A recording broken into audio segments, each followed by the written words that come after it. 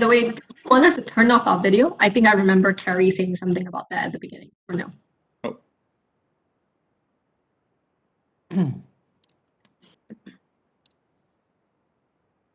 All right, well, good afternoon, and thank you for joining us at It Started at Horizons, JFF's monthly web series that builds on the most important conversations from our 2020 Horizons Summit around the future of education and work. This is episode 8, a conversation about income share agreements. My name is Ethan Pollack, Director of Financing the Future, a new initiative that reimagines the way we finance education and skills development. Today we'll feature Carol Tan of the New York City Economic Development Corporation, a quasi-governmental city agency that drives economic vibrancy and encourages inclusive economic growth in New York City. Andy Hall of the San Diego Workforce Partnership, which is the workforce board in the San Diego region. And Kevin James of Better Future Forward, a nonprofit using ISAs to help disadvantaged students persist in graduation. Now, a note before we get started, please feel free to enter any questions or comments in the chat throughout today's discussion. Our team will be passing along your questions, and we'll get to as many as we can at the end of the session. This afternoon, we're discussing income share agreements, an emerging tool that largely is used to finance post-secondary education and training. Now, income share agreements have a few key features. First, unlike a traditional loan, students with an ISA only make monthly payments if their income exceeds a certain threshold, usually the monthly equivalent of $20,000 to $50,000. Second, if their income does exceed that threshold and they must make a payment, that payment is set as a percentage of their income rather than a fixed dollar amount. And third, the financial obligation ends once a student makes a certain number of payments or a specified period of time elapses, regardless of how much they've paid. Many ISA contracts also end if the student's total payments have reached a specified cap to limit the amount they repay. Now, ISAs are not a panacea. They're simply a tool, albeit a powerful one, that go beyond simply extending credit to students. They also can align incentives, unlock additional capital investment, create financially sustainable programs, expand access, and improve affordability. But they can also be misused to obscure the true cost of education and training and potentially charge students more than they were expecting to pay. In this session, we'll explore how and why this powerful tool is increasingly popular among mission-driven organizations to expand economic opportunity, and also how to ensure that this tool is used responsibly. So Andy, we'll start with you. As far as I know, you represent the first workforce board to offer an ISA. Tell us about the board's mission and the work that it does, and what was the problem that you were trying to solve when you decided to adopt an ISA? Hi, everyone. Thanks, Ethan, and thanks for the opportunity to speak with you all today. So for us in San Diego, as Ethan mentioned, we are the federally designated Workforce Development Board, and we've been around for over 45 years administering federal job training funds. And in the last 10 years in particular, federal job training funds have been decreasing year over year pretty substantially. And so in San Diego, we really decided to take on a strategy of diversifying and integrating other funding streams into our core Workforce Investment and Opportunity Act, Workforce Innovation Opportunity Act dollars, or WIOA, that makes up a big chunk of our budget. And as kind of 2018 and 2019 rolled around, we were finding a specific customer that we weren't really able to serve very well. So big picture, we serve about 25,000 people a year in the San Diego region. That's home to just over 3 million people. But specifically, people with kind of close to minimum wage jobs in retail, in tourism, and the food service industry, for example, were often ineligible for some of our training financing through our federal programs because they did have an income and they were employed. And there was certainly need for people that were unemployed and didn't have an income for us to prioritize those training scholarships to our federal dollars. But there was still a substantial need for these individuals to upskill into our growing priority sectors like healthcare and advanced manufacturing and technology jobs and life sciences in San Diego. And we didn't really have a financing tool to make that happen. And so that's when we began exploring ISAs as a real specific financial tool to solve a real specific problem for a specific type of our customers. And so that has kind of, that led to us exploring ISAs, adding it to our kind of training financing capital stack, if you will. And ultimately we raised $3 million to start with of philanthropic funds to finance income share agreements for participants who are mostly kind of marginally employed and making some money, but want to and need to upskill to enter the technology space. And we partner with UC San Diego extension programs and their 9 to 12 month certificate programs in business analytics, front-end web design, Java programming, and digital marketing. And students take these courses at UCSD Extension. Our team provides career coaching, job placement, and wraparound services. And if and when the students graduate and make over $40,000, they repay our fund through an ISA contract that ultimately is designed to break even. And so the students that graduate and are gainfully employed over $40,000 pay it forward, and the San Diego Workforce Partnership then reinvests that money in future cohorts. And so today we've executed just under 200 ISA contracts, and our first graduating class literally graduated the same week of the California shelter-in-place orders because of the pandemic in the middle of March of 2020. And we've kind of stayed in touch with the students all throughout the whole entire year, and helped them kind of get their footing in a very insecure and unstable job market, and have really began to see our placement numbers increase over the last couple of quarters, and the repayment rates beginning to increase, which we like to see, to kind of continue to invest in future cohorts. So I'll probably get into that at a future question, but at a high level, that's kind of why we thought about ISAs. And maybe I'll add one last thing before turning it back over to you, Ethan. In the nonprofit space, just about every kind of grant opportunity these days is asking how you'll make the program sustainable and kind of grow the program long term. And the traditional nonprofit answer is sometimes golf tournaments, charity events, and hire a grant writer to write more grants and chase more funding. And none of those things are bad in themselves, but the real interesting thing about ISAs for us was that if done right, you can structure value into the kind of foundation of the program design.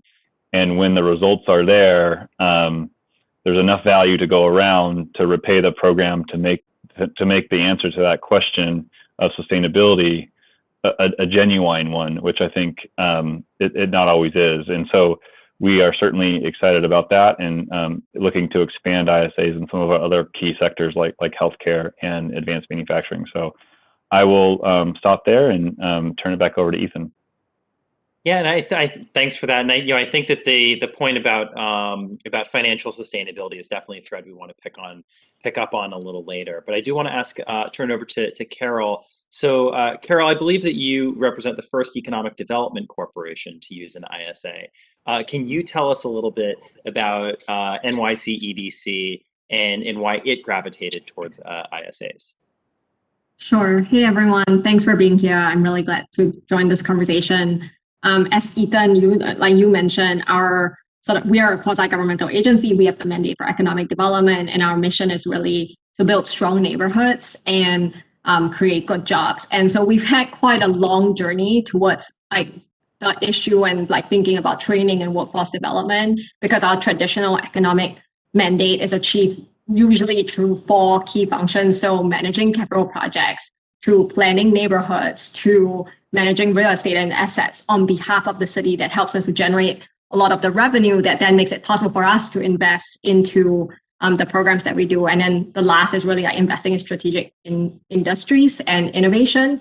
And our recent work in workforce development really comes out of a commitment to be serving New Yorkers from all backgrounds, and a recognition that, like the impact of our investments, especially in industries and in emerging industries, can be quite limited if our residents aren't prepared for attaining these exciting and high-paying jobs. And so, the city has a long track record in supporting workforce and training with many of our sister agencies, and they do that.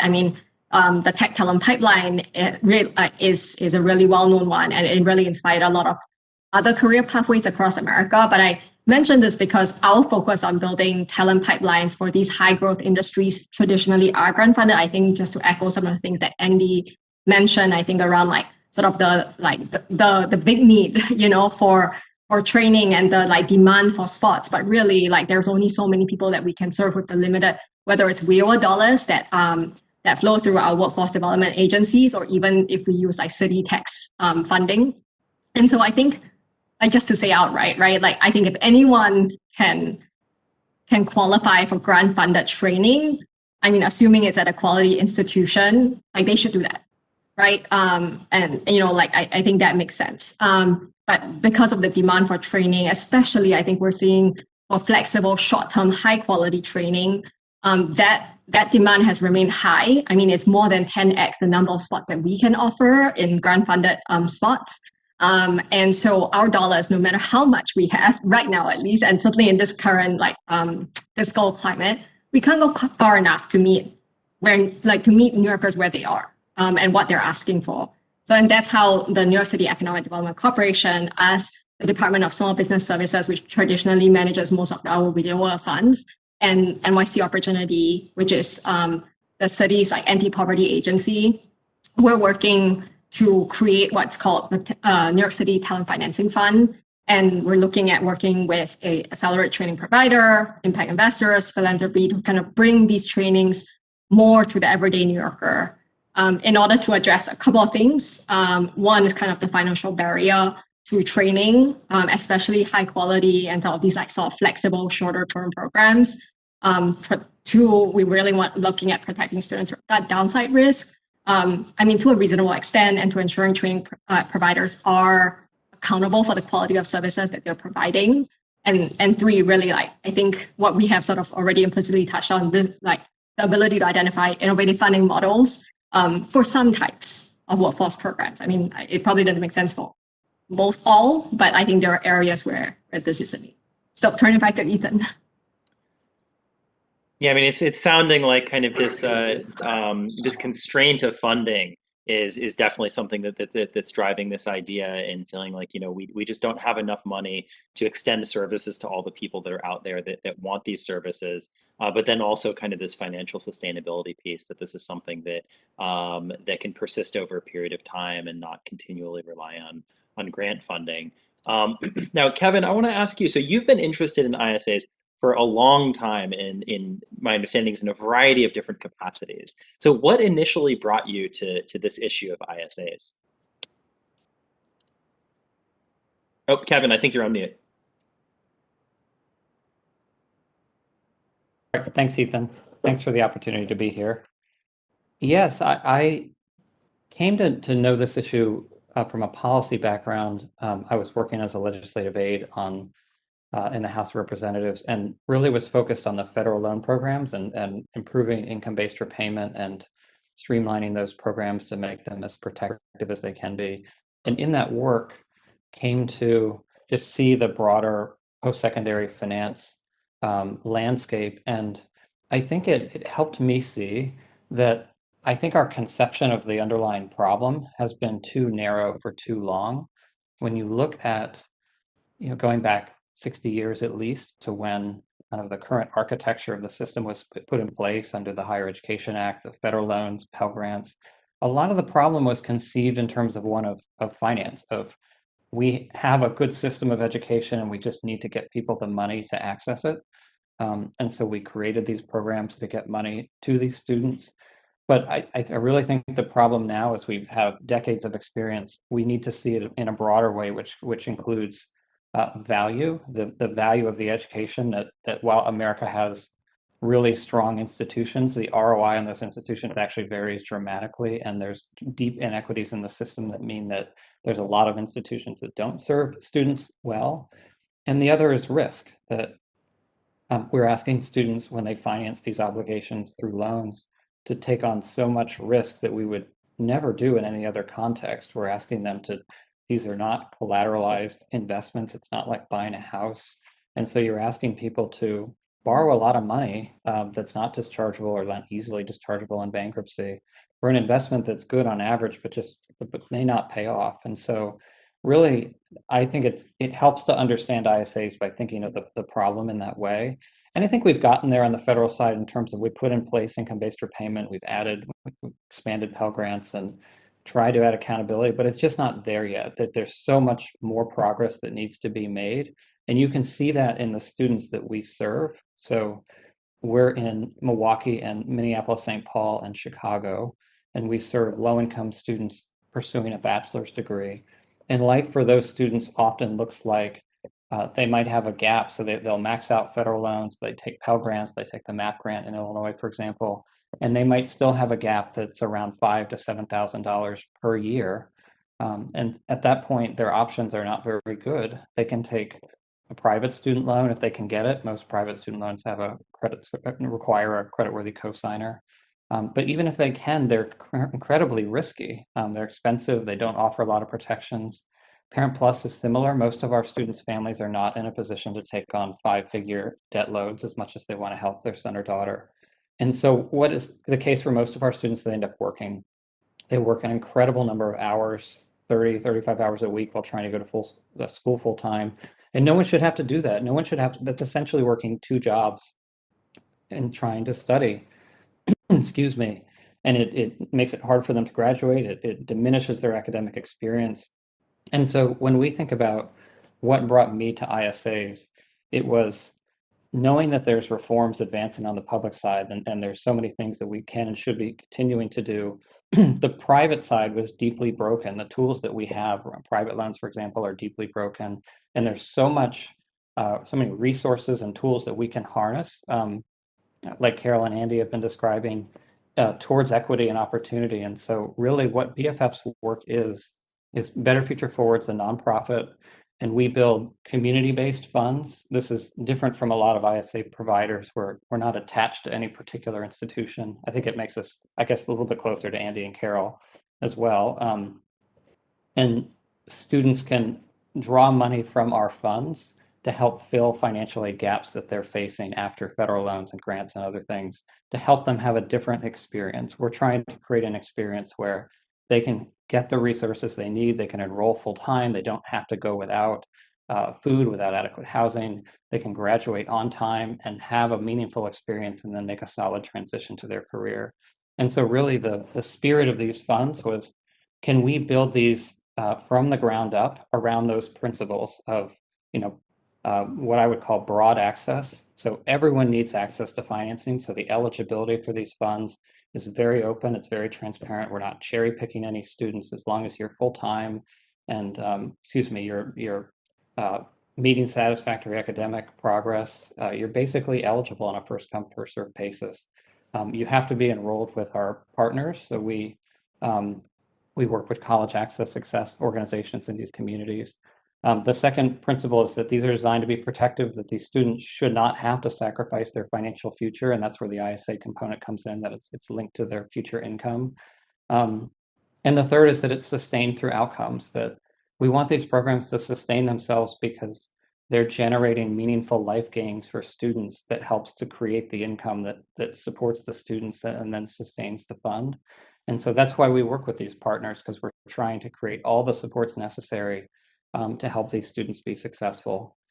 So that's our work, and what really differentiates us, I think, or at least what's core to us, is we're really trying to hold ourselves accountable to those principles and measure it. So for example, we want to talk to students throughout the life of the process. We want to understand what's their experience in school, and then what's their experience in the payment process, because these are designed to be affordable. But if students are struggling during the payment process, then we've failed them. We need to, understand that and feed that back through to make sure that we're living up to that promise of protection. And that's what success would look like if we can show several years from now that we've created something that's broadly accessible, that's truly protective, and that is generating really strong student outcomes that drives the financial sustainability of the whole program. Yeah, and I actually want to go to that an issue you touched on about kind of that student experience. Now, both you, Kevin, and also Andy, you both have programs that are up and running, and there are current students. As you interact with those students, what do they like about ISAs, and what do they dislike? And are there any that actually like regret their choice? Andy, let's start with you. Yeah, I think so. Like I said, we have about 200 or so students who have signed ISAs through our San Diego focused technology fund, and 60 or so have graduated, and about 25 of those graduates, like I said, graduated on March 15th of 2020.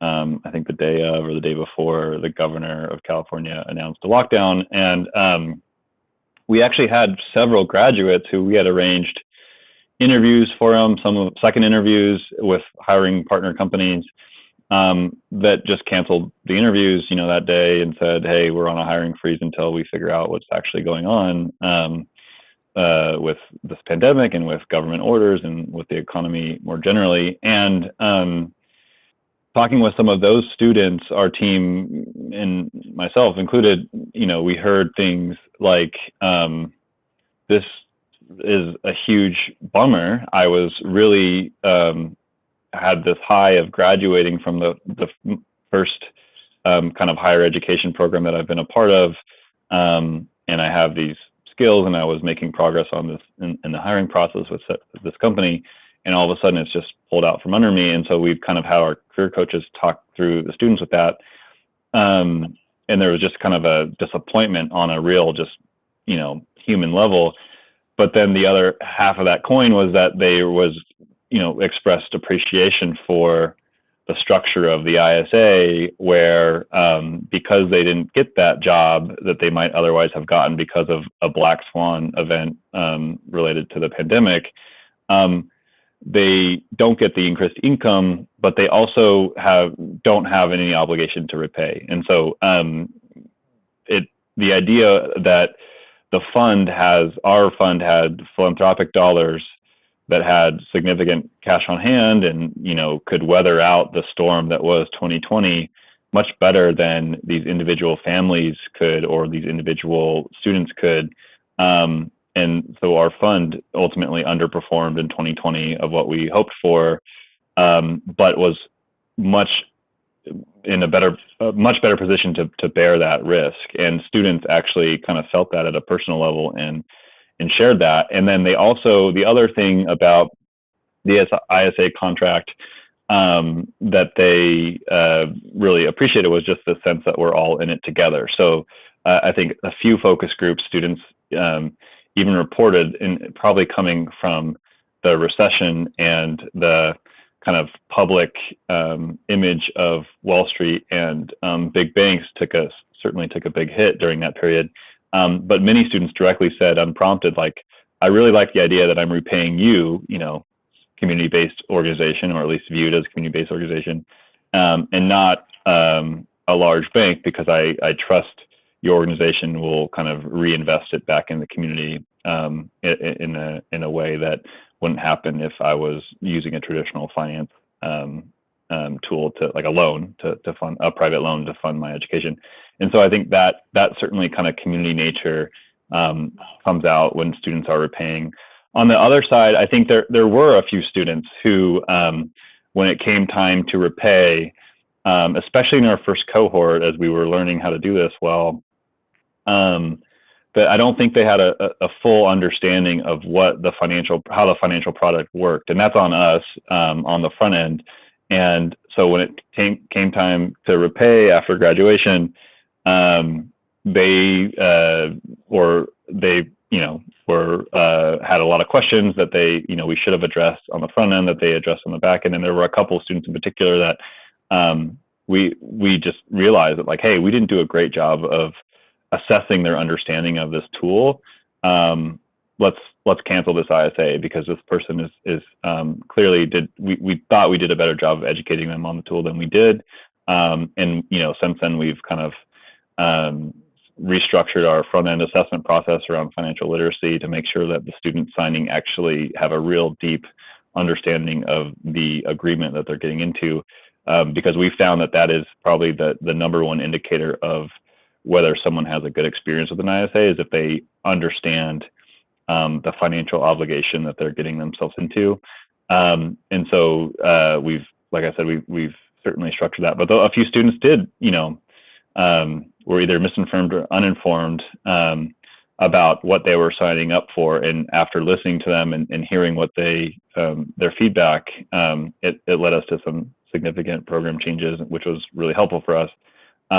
But yeah, I'll just say that was a huge learning experience for us, and I'm sure other people in the space learned that very quickly too, that the financial literacy component and assessing for understanding of the financial product is critical to a successful long-term program that produces shared value for all stakeholders.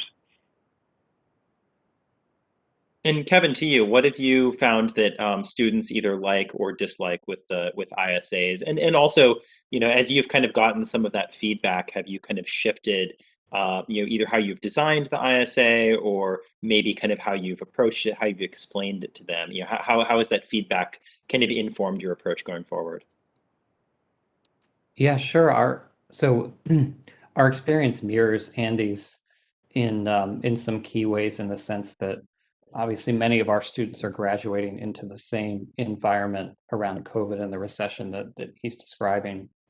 And so we've done a lot of engagement with the students on the back end of the process. And there's just like Andy was describing, there's a frustration among some around just having completed college and just entering this really tough labor market right now. But we also heard how much they value the downside protection of the ISA, and the fact that it just doesn't create an obligation for them right now, and particularly with federal loans on pause and no obligation on their ISA, it gives them a lot of space right now to focus on getting a foothold in a career right now in this difficult environment. They also like, this is easy to overlook, but the fact that this makes financial support available to them that is otherwise not. It really is easy to overlook that access side, where, as I mentioned, a lot of these students just are having to work and pull together money from all sorts of sources that are far less than ideal. And so this is, I think it takes a lot of stress on them to just know that they can draw on a source of fund that's accessible to them and has these protections.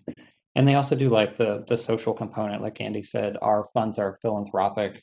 They're designed to be, sustained through philanthropic gifts or sort of program-related investments from foundations. And then we do an advising process as well. And that's something, in talking to students, that they've come back almost to a student and told us how much it mattered to them that they could talk to a human being.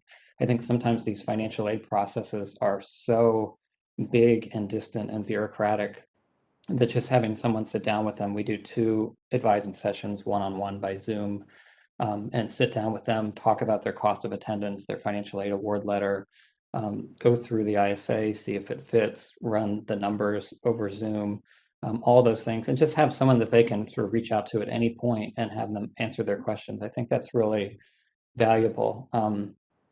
I think an underexplored area, to be honest, for everyone is how to get financial empowerment tools to these students as they transition into their career, because I think they're looking for that information and don't see a lot of sources, particularly focused on students or people who would understand their background, given what they're coming from. And so just to respond to your other half of your question, Ethan, about what do they not like, one thing we've noticed is we have moved away from a cap that looks like so many ISA programs kind of have a fixed multiple cap. And that has a lot of advantages, particularly in simplicity. But we've also noticed that, particularly with our students, they really want an ability to prepay or get out of the obligation early if they want, and that can be somewhat more of an expensive way to do it. And so we have worked on our cap design to try and preserve the downside protections of the ISA, but create mechanisms where it's cost effective for students to cancel it earlier so that they feel like they have that option value. Yeah, I mean, to your point on kind of the counseling, it really strikes me that because ISAs are still relatively new and they're being deployed in a few different contexts, that you really have all of these different organizations that are really kind of experimenting with different ways of kind of describing and presenting in disclosure forms. And to me, that really kind of highlights the importance of kind of like creating a kind of community of practice and really kind of sharing sharing kind of between different organizations kind of what works and what doesn't. And another thing that I did want to kind of highlight was this. Andy, you were kind of talking about kind of the fund underperforming a little bit during the recession, and I've heard this as a bit of sometimes a criticism that the ISA funds like are susceptible to recessions, and I see that as kind of like a feature rather than a bug. That this is actually the downside protection that we're talking about. The whole point is to shift the risk of recessions away from students and onto the organization itself. But that's also a challenge, right? It's more challenging to kind of create a program like that that's sustainable over time and able to kind of ride out a lot of those cliffs a little bit. And so I wanted to turn to Carol, because Carol, you're currently in the process of designing an ISA, currently launching it. So what are some of the how has the pandemic affected your plans, and kind of what are some of the challenges that you're wrestling with? Yeah. Well, one definite impact of the pandemic was that like our budget, which we had thought would be much bigger, we could now do we really could only create a smaller program than we had originally hoped for. I think overall though, the program design remains the same in the sense of and I think this really reinforces the fact that ISAs, when well designed structurally, are intended to help students weather some of these like black swan events, as Andy mentioned. So I mean, we're looking at similarly, like the city and the co-investors will provide the training provider some limited upfront financing, enable them to offer as student-friendly ISAs as possible to eligible applicants, and then we deploy some measure of grant funding to ensure that students are provided with what they need, such as IT equipment or some form of living expenses, things that would typically inhibit the ability of students to be able to even say, hey, I'm gonna stop, give up my job and go invest in training for a couple of months. And it was actually really interesting because this was not because our program's not up and running yet. But and I'm curious, like Andy and Kevin and others, but what we have seen from other programs is that the demand for ISAs went up, among the training providers that we've talked about during the recession, because this is the lowest opportunity cost for anyone to really be considering training and switching career paths, etc. Especially when when there was a decent amount of unemployment insurance.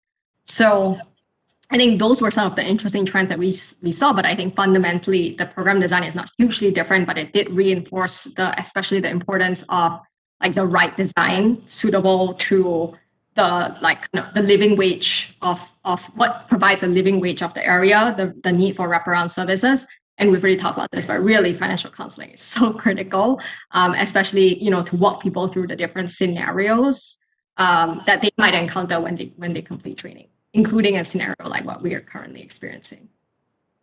Yeah, and Carol, you also you mentioned the phrase well designed structurally, and I think that I think that's really important because so much of some of the potential benefits of ISAs really are just potential. Like any tool, it can, if not used correctly, can create harm. I'm thinking, if you use a hammer and you're not gripping it right, and suddenly it flies out of your hand, or you put your finger over the nail before you're slamming down with electricity, or using electricity, but you're not using insulated wires. All of these things can cause huge problems. So let's talk about some of those problems. And Carol, I'll put it back to you. What are some of the risks that you foresaw when you were using this really powerful tool, ISAs? What were some of the risks that they could potentially pose to students? And how, when you were designing the program, how did you try to kind of mitigate some of those risks? Mm-hmm. Yeah, I think there are a couple of categories that you can think about. So in terms of potential risks or issues that students could face, and then there's kind of what are some of the challenges of literally dealing with an ISA, especially from a public or social sector perspective. So I think on the student side, the one thing that we've heard from running focus groups and from students, potential students, and past students who've gone through similar programs but not ISA funded, is that the monthly payment needs to be affordable. And so is your income share too high, or fine, or something that is decently manageable for everyone? I think that's why we believe the minimum income threshold needs to be tied to the living, what provides a living wage in the region, or what kind of is a decent it really looks at the cost of living in the general region. I mean, there is no one right answer across the country, I think. I think the other is that students, and this was already referenced, but students need to be clear on the contract that they're entering.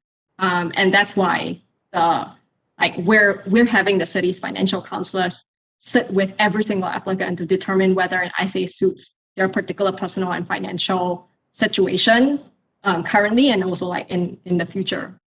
But ultimately, I think, again, and this is the big caveat, right? But if designed well, the ISA shouldn't have the student on the hook for payments if they don't succeed.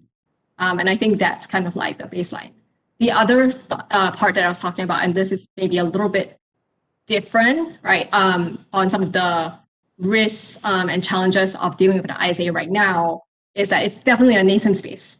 It's unclear how it's going to be treated by regulators or regulations. I think we all think this, Kevin, Andy, and I'm sure we all are trying to be very proactive about implementing best practices and even pushing the bounds on what student friendly and best practice looks like. And so I think some of those features that I mentioned earlier that students need to be having, those are things that we're actively grappling with, and we're kind of trying to carve that path as we go. I think that's kind of what's difficult about this space, but also really interesting and really exciting. And I think it's important to keep in close touch with students in order to know what really matters to them. Yeah, I will stop. Yeah, I know. Oh, sorry. Go ahead, Andy. Yeah, that was great, Carol and Ethan. Kind of picking up on what you said earlier about 2020 and some critics saying, "Oh, see, ISAs might not stand up in a recession."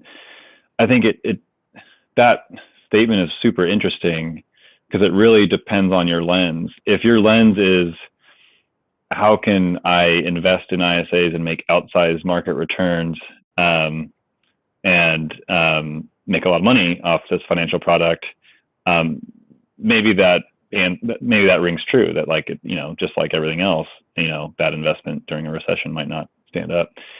But if your lens is more oriented towards social impact, like the folks on this call, then I think an ISA is exactly the type of arrangement you want to be in a recession, if you're have any repayment structure at all, because was said before, the institution or philanthropy or government or someone else, not the individual worker, student, or family, is bearing that risk, which I think is a good thing, because kind of the story in America for the American worker in the last 50 years is a shift of risk from institutions, from corporations, from pensions and benefit plans towards putting all the risk on the shoulders of a worker and their families. And so if ISA is done right, with philanthropy or even government dollars or impact investors, is skewed towards shifting risk away from an individual and putting risk and accountability on a fund or on a training provider for positive outcomes for that family. I think that is exactly the type of risk shifting that we want to be doing in kind of the workforce development space. Just kind of given the where we are as a society and where we put all of the burden over the last 50 years on families and workers. Yeah, I do want to talk a little more about some of the potential ways that ISAs could be misused, though. Kevin, I know you've thought a lot about kind of all of the different kind of like contract terms that could be used in a way to make it so that ISAs promise this risk shift. They promise a certain type of affordability, but like all things, the devil's really in the details. And so, if you're, if I am, let's say, I'm a provider that wants to, creating an ISA and really wants to do right by my students. Or let's say that I'm a student and I'm looking at kind of a variety of different ISAs and deciding if I want to pick one, and if so, which. What are some kind of contract terms or practices that I should kind of like look out for or avoid? Oh, Kevin, you're on mute. All right, did it again. That's a great question, and you're right. You said this earlier, and I think all of us are motivated by the idea that ISAs can be really impactful if employed in the right ways. But they're a tool like any other tool, and they can be abused. And in some ways, they're more complicated than loans, and so there's more levers that one can pull to create more complicated products, and that's a risk. And I think the way I've thought about it is there's the first step is to look to our existing consumer protection regime, which offers that sort of guidepost about how to think about the first layers of protection. But then there's things about ISAs that we should have guardrails that actually are stronger than the current regime, and actually would make it far more protective than what we have in place for loans. So, for example, disclosure is kind of the foundation of all of it, just making sure that ISAs are clearly disclosed. And I'll say the current sort of consumer finance regime, where there's a lot of debate about whether ISAs are loans or not, and whether they sort of fall under the definition of credit under various statutes. And that's an incredibly important discussion. I think we should also be having a discussion about what the regime ought to look like from a policy standpoint, because a lot of these laws were written for loans. They were written decades ago in the context of that view that this was about just getting money to people for school, and without a lot of thought to the risk protections and the value aspects that needed to go into it. So again, going back, disclosures, for example, TILA talks about interest rates and principal balances, and ISAs don't have those things. They talk about, you make payments tied to your income when you're earning above a threshold and a fixed time. So getting clear disclosures worked out for them. And then there's elements again around, is the ISA affordable? So for example, it's obviously not affordable in most contexts if you commit 50% of your income to an ISA. And so we need guardrails in place that say, there's some limitations around how much people can commit. And there's nothing in law about that for private loans. There's nothing that protects you from having a private loan consume all of your income, but ISAs should be stronger. There should be that limit to ensure affordability. You want to make sure they're fairly priced, that they have a reasonable duration. And then another one is questions around delinquency and default. If students don't uphold their obligation, what can be done? Loans traditionally can be, for example, accelerated. So all of a sudden you owe everything. And there's been issues in the past with private loans where a cosigner dies, for example, and the entire loan is either put into default or accelerated. I think ISA should operate fundamentally differently. I don't think they should be accelerated because there's nothing to accelerate. We don't even know what your future obligation is. Your future obligation might be zero. And so I think thinking about how delinquency is handled, I think it should be a far more humane process than what exists for loans. And so there's a lot we could dive into in all those areas, but those are some of the broad categories. And I guess I'd mention fair lending as well. I think the existing fair lending regime should apply to ISAs because this is all about ensuring equitable access, and all of us are here because we're trying to expand access to capital, and that's a regime fundamentally built around those principles. Yeah, I'm glad we're getting into kind of the conversation around policy too, because this was something that we've been monitoring some of the questions that have been coming in from the YouTube channel. By the way, if you're watching YouTube, you can chat your question in there, and we'll try to get it. But there have been a lot of questions about both kind of how the market is currently regulated and kind of how should it be regulated. So Kevin, I think you touched a little bit on that. Carol, as you're kind of designing your ISA program, how are you kind of perceiving kind of the existing regulatory regime? And do you feel like it is strong enough? Do you feel like it is too strong? Is it allowing you to do what you want to do? Is it allowing you maybe to do too much that maybe you feel like you shouldn't be able to do?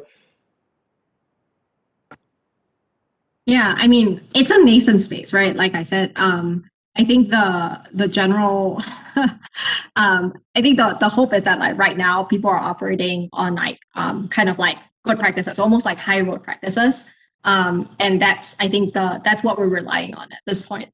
A lot of the key considerations for us revolve around like how closely this is going to end up needing to align to loan regulations, as Kevin was putting. But right now there are no clear lines, right? There's no black and white of like what's in and what's out, and that's sort of so much the part of the challenge. I think a lot of that conversation, to your point, like what you said, right, was literally policy and like regulation, and there's definitely been variation in how regulators across the U.S. in different states have engaged with this, which I feel like Kevin and actually Ethan, both of you can like speak a lot to. But I think the other aspect that I really wanted to bring about is that the role of government is not only to regulate; it's not only to regulate and police. I mean, it's the policy government and the policy conversation around ISAs need to also think hard about how to meet pressing societal needs, which is so much a big part of government. And in this case, the conversation for us is around how the public sector can deploy different types of tools to ensure opportunity and dignity. And that's what's most interesting to me, because these issues of economic mobility are nowhere close to being solved with our current financing or workforce development or economic development tools. And what's exciting about the direction of the ISA conversation to me is the willingness to look for solutions and to try and find those solutions to hard problems and to iterate on getting better solutions. I think the fact is we're not gonna get it right like from the beginning, almost again a yes and approach, if you will. And I would argue that we want to be extremely protective of consumers, but if we restrict the space too tightly, that it becomes impossible to then solve for the economic mobility and the opportunity and dignity that is really what we're really after here. So there's a little bit of fine balance, but I think holding both kind of in consideration is like a live debate for us every day. Yeah. Oh, Andy, I was actually going to go to you, so go for it. Yeah, I think on the policy front, everything that Kevin and Carol said certainly rings true to us and me here in San Diego.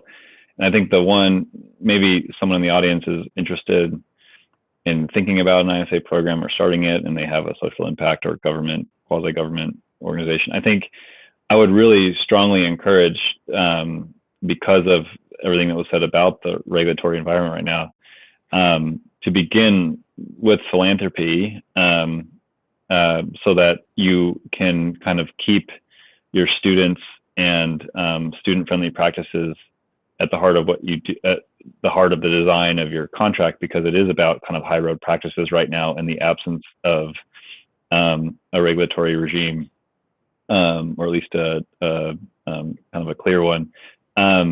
and not take kind of return-seeking capital, because then all of a sudden, once you do that, you're beginning to kind of serve two masters in a little bit, and you're going to have to balance your collection processes, or, for example, or your term setting with, capital that's seeking return with the high road practices that are still kind of just being understood and developed and kind of experimented with. And so I think it's much easier in this case, for us at least, I'll just speak for myself, that we were intentional about only working with philanthropy as we were getting started, so that we could always, when our lawyers, who are very good and are keeping in tune with how our contract and disclosures are lining up to lending practices and all of the regulatory framework that exists now, they said, here's a couple of options. What would you do? And it was really easy for us to always say, like, well, what do consumer advocates say right now? Like, what's best for the student right now? And if we didn't have philanthropy and we had return-seeking capital, that would be a harder decision for us to balance in the current moment. And there's nothing wrong with ISA programs that are being funded by return-seeking capital. It's ultimately a place where we may get to, but for us right now, philanthropy gave us the flexibility to pursue those high road practices that Carol talked about. Ethan, if I can, I wanted to add to Andy's comments, because both Andy and Carol, I think they hit on some key things around, first, Carol's point around taking the high road with respect to standards, I think is dead on, because it is an unclear environment. And I think that means it's incumbent on providers to, both in their practice, to do everything we can to adhere to these policies and take the high road to make sure that we're following every aspect of these laws where it's possible, and then seek clarity and really to work together as a space where I mentioned there's the consumer finance regime needs to be modernized. It's really incumbent on everyone who's interested in this idea to come together and figure out what should those guardrails be, what should work with policymakers to say, we do need these strong guardrails in place because the current regime will be insufficiently protective.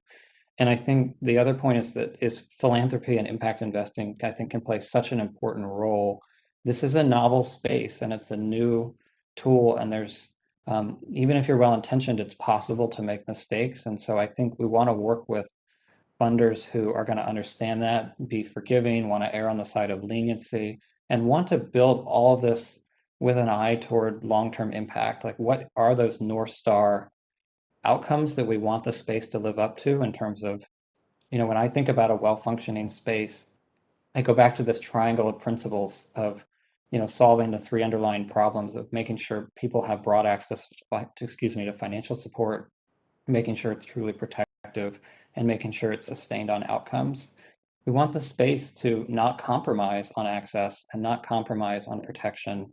If you're trying to make these things sustainable, they should be sustained by creating real value for students. We're looking for educational institutions that are creating value by giving students the financial support they need to be successful. And that's what excites me the most about the programs here and many other great programs, is they seek to bring together everything the student needs to be successful first: supports, financing, a good program, and then from there you can build a really much more humane financing structure than things that have existed in the past. We got a few questions in the registration process, actually, about equity, and in particular, how ISAs may either help or potentially not help young workers, disabled workers, or just workers that are in historically marginalized communities. So I'll take this to Carol. How do you think about kind of those particularly vulnerable communities of workers, and do you think that the ISAs can kind of disproportionately help them or disproportionately hurt them, or both? Yeah. I mean, at the beginning, I was kind of like, oh, great. Like, and I'm going to share this. I mean, we're working with the Department of Veteran Services were, particularly trying to recruit like as many as possible who feel like they want to do tech training as well. I mean, and the focus is really on recruitment in the sense of like making sure that people are aware that this is something that is an option to them. I think that's a critical part, an option. And then they can like sort of work through the application process, work through with the financial counselors, whether this makes sense for their particular situation. I think the second part about like what you were saying around whether it particularly hurt or helped them is interesting. I actually haven't, I need to think about that part a little bit more. I do know, like, I think for us, what we've realized is that there are going to be particular segments of our student population that will have particular needs. And a lot of that is addressed upfront to start, but also on a case-by-case basis, but upfront in the sense of having talked through with our potential training provider around the accommodations that they can make for unique circumstances for people with disabilities, and the ability to make sure that there is access to a social worker, to social services, referrals, and all that. And so that's kind of like how we think of our program more holistically. And the ISA component to me is sort of just, and it's just an enabling component to allow as many students who want to as possible to access training. And for instance, I mean, with the veteran population, I mean, we're starting to think about like, hey, like, can we work with, like, supplement this in some ways with some of the federal funds and GI funds and all that over time. I mean, we have some way to go in terms of figuring that out, but that is, I think the idea is that there are different, like, it brings about different opportunities as well in terms of being able to serve particular segments better. Yeah. And Andy, I know that as a workforce board, you have a charge to to really be serving a lot of underserved and vulnerable populations. So how do you approach your usage of an ISA in a way that may be a little different than someone who's just trying to serve kind of the more just general public? Yeah, I mean, I think one of the let me start this way. So 70% of the 200 ISAs that we signed are from Black, Indigenous, or other people of color in the region. So 70% of the 200 students going to UCSD Extension, which is about twice the percentage of BIPOC customers that are currently going to UC San Diego Extension. And so in most programs at UCSD Extension and other, I think, institutions like it are primarily, like, there's two factors on whether someone can get in. It's to these extension programs. It's can they, pass the course, the assessment, the prerequisites, and then it's their ability to pay, their ability to finance it out of pocket through family members, or in most cases with private loans, and which, as Kevin mentioned, often requires a creditworthy cosigner. And so that is in contrast to, so these are top tier tech programs that you see at a top university that, is certainly very high, instruction standards and that kind of thing. The ISA, what the ISA did is it removed that ability to pay as the second criteria for entering into these programs. And really just focused on, is the individual going to do well? Like, we're going to finance them through an ISA based on their future potential, not their past credit score or family's ability to pay. And that has opened up,